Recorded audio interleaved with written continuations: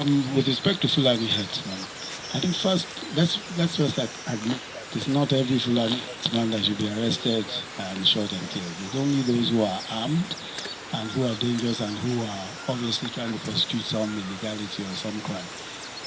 What the president has done is that he has given instructions to the police, the army, all the law enforcement agencies to ensure, first of all, that no one who should not carry arms is armed.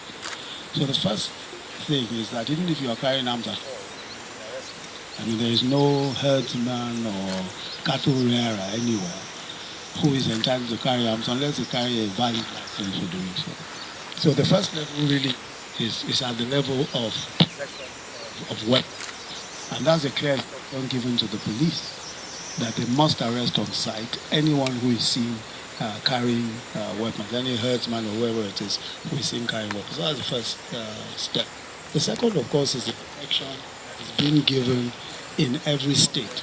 Every state police command now has firm instruction about what to do, about the warning signals, about what steps to take. I'm sure you noticed what happened in Oyo State. They were able to respond quickly because they were following the new rules of engagement, the new template, on what to do, how to warn, and all of that. So really, I think that there's a lot more, there's heightened awareness about steps to take, and we expect that it will be much more difficult for the kinds of things that we've seen here and there. You see, sometimes the space is filled, as you pointed out, by people who naturally would take advantage of what seems gap. And law enforcement generally in this country, is one that has there's a major deficiency because there are many gaps, and you find especially with matters regarding where issues of violence or especially just misbehavior in public, violence and all of that is concerned. And the reason is that simply cannot cover all the ground. And that's why we're talking about community police. We are told that we have to have a constitutional amendment to be able to do community policing. But we cannot effectively police this country without some form of community policing. And that really is the challenge that we're experiencing now. If you have a unitary command from Abuja trying to police the whole of Nigeria, it's practically impossible. And you find that, that's why practically every criminal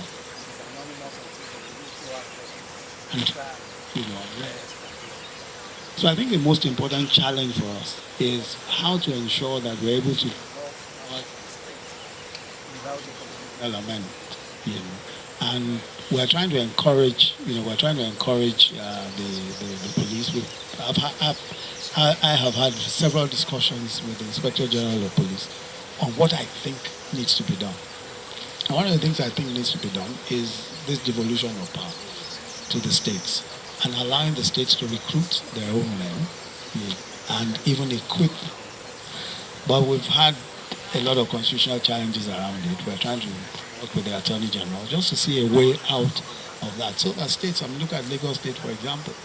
Lagos State needs, obviously, maybe 4 times, 5 times the number of men they have, and that's one of the big, like the biggest city that we have. But you can't do that under the present constitutional arrangement unless we're able to be a bit more flexible. So I think a lot of these things are law enforcement challenges, and I think that they will be resolved long term if we're able to get to do more community policing as opposed to always.